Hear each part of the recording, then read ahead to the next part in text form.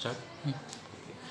Hello everyone, हम देखने वाले हैं एम्बेडेड सिस्टम का practical number 4, generation of 1 kilohertz square wave using 8051 micro controller. Right, so 8051 micro controller के किसी पोर्ट से हमें यदि CRO कनेक्ट किए करते हैं हम, तो हमें क्या मिलना चाहिए? स्क्वायर वेव फॉर्म मिलना चाहिए CRO की। फ्रीक्वेंसी कितनी होनी चाहिए? 1 किलोहर्ट्ज।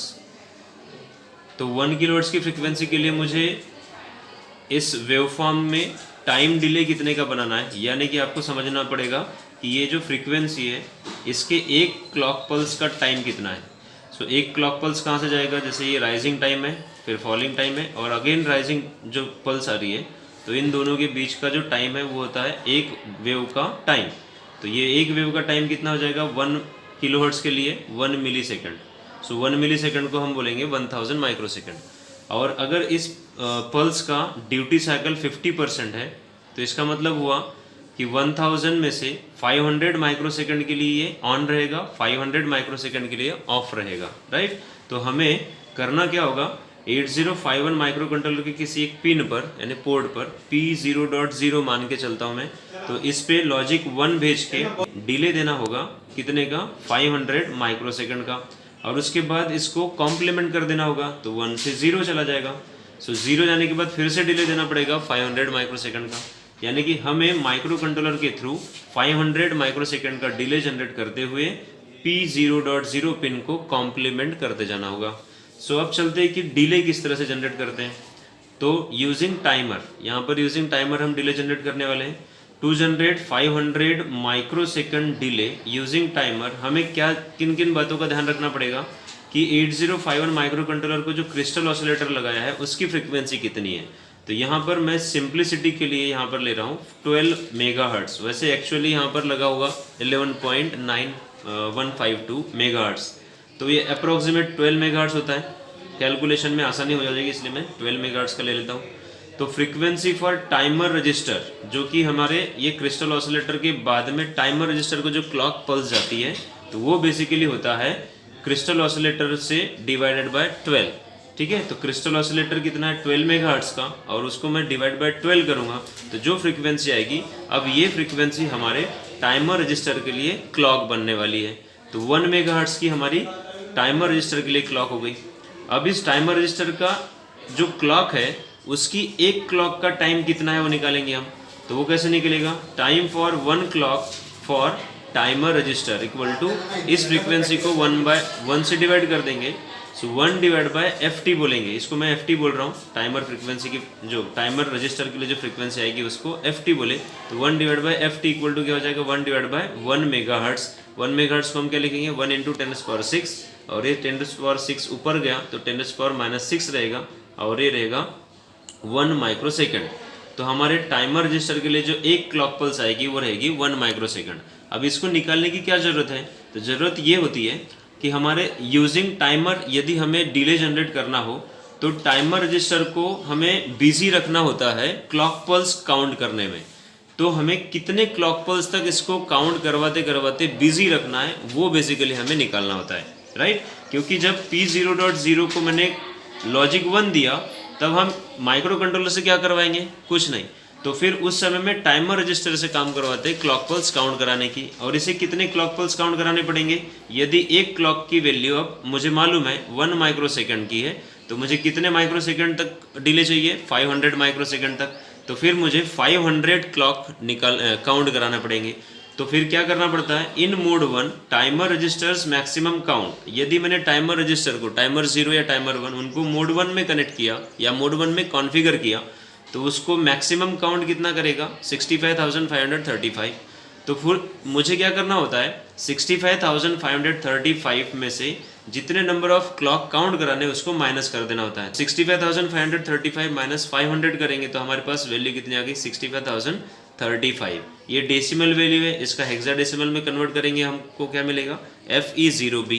अब FE0B जो है वो इनिशियल वैल्यू रहेगी हमारे टाइमर रजिस्टर के लिए। अब मैं मान के चलता हूँ कि टाइमर 0 यूज़ कर रहा हूँ और मैंने यहाँ पर मान लिया कि मोड 1 में यूज़ करने वाला हूँ, तो टाइमर 0 की इनिशियल वैल्यू क्या हो जाएगी? तो मुझे टाइमर 0 का हायर बाइट जो रहेगा उसमें डालना होगा FE और लोअर बाइट जो रहेगा उसमें डालना होगा 0B, मतलब TH 0 में डालना है FE, TL 0 में डालना है 0B, और उसके बाद हमें टाइमर को स्टार्ट कर देना है। तो हमें क्या मिलेगा, डिले कितने का, 500 माइक्रोसेकंड का। ओके, ना अब हम चलते हैं प्रोग्राम की तरफ। तो प्रोग्राम कैसे करेंगे, पहले इसके लिए देख लेते हैं कि हमारा 8051 माइक्रो कंट्रोलर के P0.0 पे हमें स्क्वायर वेव पल्स है ना जनरेट करानी है।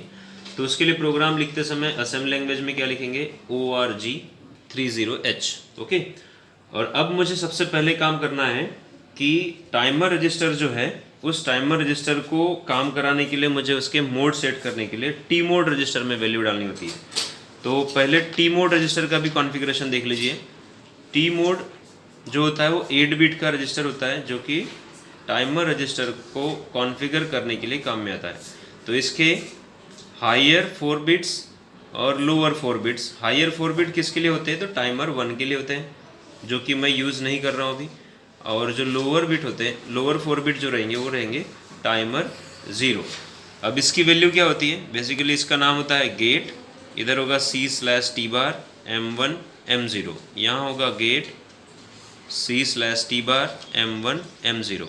तो यहाँ पर टाइमर 1 यूज़ नहीं कर रहा हूँ, इसलिए इसको 0 रखना है। और यहाँ पर क्या होगा, गेट को मुझे बाय डिफ़ॉल्ट 0 रखना है, C/T बार मुझे टाइमर यूज़ करवाना है, इसलिए इसको इस बिट को 0 रखना है, और मोड 1 में रखना है, इसलिए यहाँ पर 0 1 रखना है।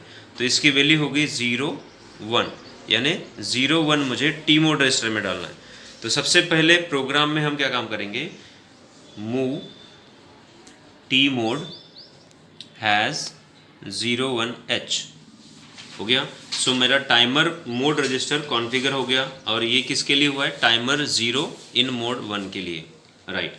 अब क्या काम करेंगे हम, TH 0 और TL 0 इसमें इनिशियल वैल्यू डाल देंगे। तो यहाँ पर उसके लिए इंस्ट्रक्शन लिखेंगे, मूव TH 0, हैज़, कोई भी हेक्साडेसिमल नंबर अल्फ़ाबेट से शुरू होता है तो उसके पहले हम 0 लगाते हैं, और उसके बाद में फिर वो नंबर लिखते हैं। तो यहाँ पर लिखूँगा मैं 0FEH, ओके। उसके बाद दूसरा है TL 0, यहाँ पर क्या लिखेंगे, हैज़ 0BH। तो इस तरह से हमने टाइमर रजिस्टर को भी सेट कर लिया। अब टाइमर रजिस्टर को सेट करने के बाद मुझे क्या करना है, इस टाइमर को स्टार्ट कर देना है। तो टाइमर को स्टार्ट करने के लिए हम लिखते हैं सेट B TR 0। तो ये टाइमर रजिस्टर स्टार्ट हो गया, और टाइमर रजिस्टर स्टार्ट होने के बाद क्या करेगा, तो ये TF 0 फ्लैग पर जब ये टाइमर रजिस्टर अपने मैक्सिमम काउंट पे जाएगा तो इसका एक फ्लैग होता है TF 0, वो सेट होगा। तो उसे ही हमें मॉनिटर करना है। तो मॉनिटर करने के लिए इंस्ट्रक्शन हम लिखते हैं jump if no bit on TF 0, और अगर नहीं है तो कहाँ जंप करना है, मैंने यहाँ पर लेबल का नाम लिखा हीयर, और इसी इंस्ट्रक्शन पे मैं यहाँ पर हीयर नाम का लेबल दे देता हूँ।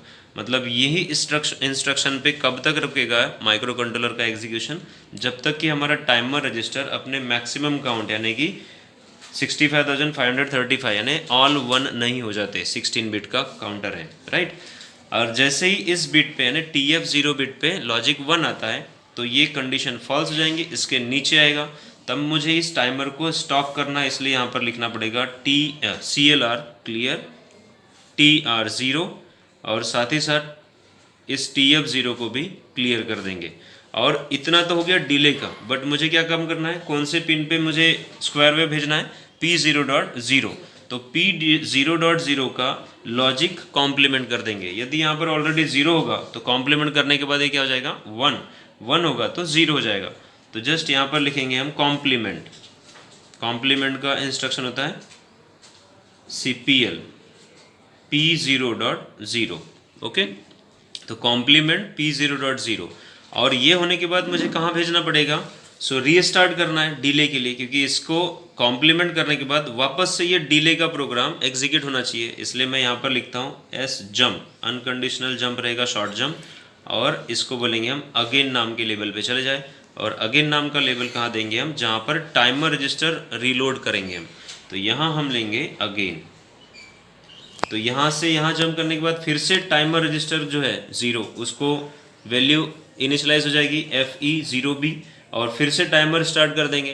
टाइमर स्टार्ट करने के बाद ये कब तक काउंट करेगा, 500 माइक्रोसेकंड का डिले बना रहा है तो 500 माइक्रोसेकंड तक ये क्या काम करेगा, क्लॉक पल्स काउंट करेगा। जैसे ही मैक्सिमम काउंट पे पहुंचा तो टाइमर ओवरफ्लो हो जाता है और ओवरफ्लो फ्लैग जो है TF0 वो सेट हो जाता है। जैसे ही सेट हुआ तो ये कंडीशन फॉल्स हो जाएंगी, ये नीचे आएगा, हम टाइमर को स्टॉप कर देंगे और फ्लैग को क्लियर कर देंगे और क्लियर करने के बाद वापस से P0.0 पिन को कॉम्प्लीमेंट कर देंगे। सो कॉम्प्लीमेंट होने के बाद इसका लॉजिक फिर चेंज हो जाएगा और उसके बाद फिर ये अगेन पे जाएगा, फिर से टाइमर रजिस्टर रीलोड होगा। तो इस तरह से कंटिन्यूस इन्फाइनाइट लूप में ये प्रोग्राम चलेगा और हमारे 8051 माइक्रो कंट्रोलर के P0.0 पे continuous square wave form generate होगी।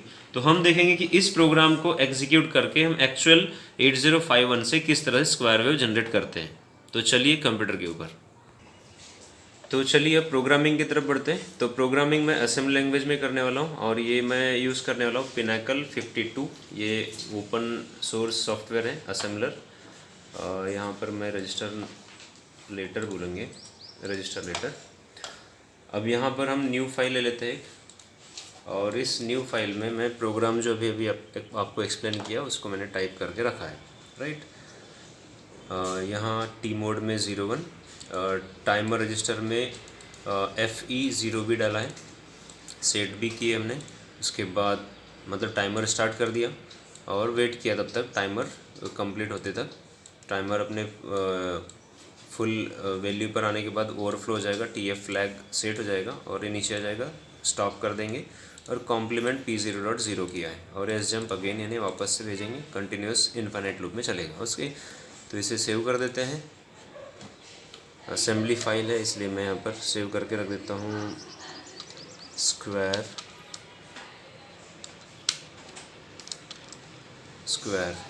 ठीक है।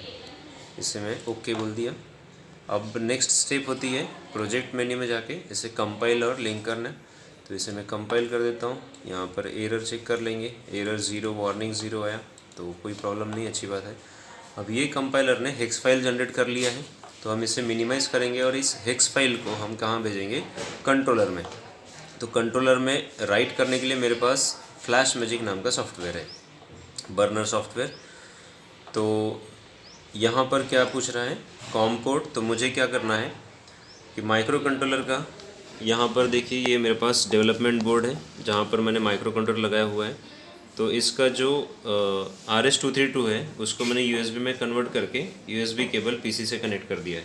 तो इसे कनेक्ट करने के बाद मुझे चेक करना होगा कि ये बोर्ड कौन से कॉम पोर्ट पे कनेक्टेड है। तो उसके लिए आपको माई कंप्यूटर पे राइट क्लिक करके मैनेज पे जाना है, डिवाइस मैनेजर चेक करना है। डिवाइस मैनेजर में ये पोर्ट्स है, इस पर क्लिक करने के बाद आपको पता चलेगा कि ये USB to serial com port 6 पे लगा हुआ है, राइट। तो पोर्ट नंबर 6 पे लगा है तो मुझे फ्लैश मैजिक के कॉम पोर्ट पे यहाँ पर सेलेक्ट करना होगा। यहाँ लिस्ट दी हुई है रहती है कौन से कॉम पोर्ट पे, तो मैं कॉम पोर्ट 6 सेलेक्ट करूँगा, बॉड रेट 9600 रखूँगा। मेरे डेवलपमेंट बोर्ड पे 8051 कॉम्पेटिबल जो माइक्रो कंट्रोलर है वो है 89V51RD2। तो इस लिस्ट में से मैं ये वाला माइक्रो कंट्रोलर सिलेक्ट किया है। बाकी यहाँ पर स्टेप 2 में इरेज का जो ऑप्शन है, तो इरेज ऑल फ्लैश मतलब माइक्रो कंट्रोलर के मेमोरी में, फ्लैश मेमोरी में रोम में ऑलरेडी जो फाइल होंगी उसे इरेज करने के लिए मैं चेक करूँगा। उसके बाद तीसरे स्टेप में मैं हेक्स फाइल अपलोड करूँगा। तो हेक्स फाइल यहाँ से ब्राउज़ करेंगे, हम ब्राउज़ करेंगे तो ये फाइल्स है मेरे इसमें बनी हुई पिनाकल की। और यहाँ मैंने जो अभी आपके सामने प्रोग्राम रन किया उसको मैंने लिखा है स्क्वायर। तो ये रहा स्क्वायर और इस स्क्वायर नाम की फ़ाइल को, ये हेक्स फाइल है .hex फाइल, इसको मैंने ओपन किया। 4th नंबर के ऑप्शन में यहाँ पर वेरीफाई आफ्टर प्रोग्रामिंग, इसको चेक करना ना भूले। और उसके बाद 5th स्टेप में मैं स्टार्ट करूँगा।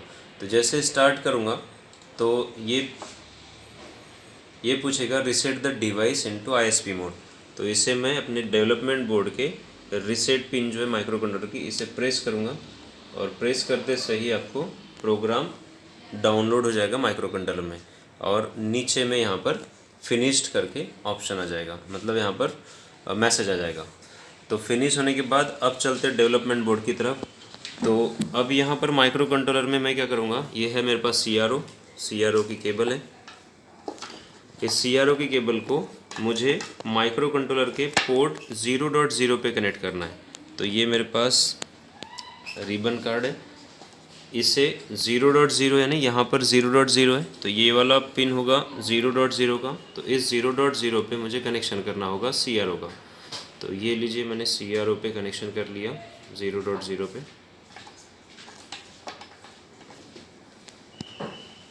ओके, और यहाँ पर रीसेट बटन दबाएंगे इसको। तो जैसे रीसेट बटन दबाया मैंने तो आपके सामने स्क्रीन पे स्क्वायर वेव जनरेट होती दिख गई।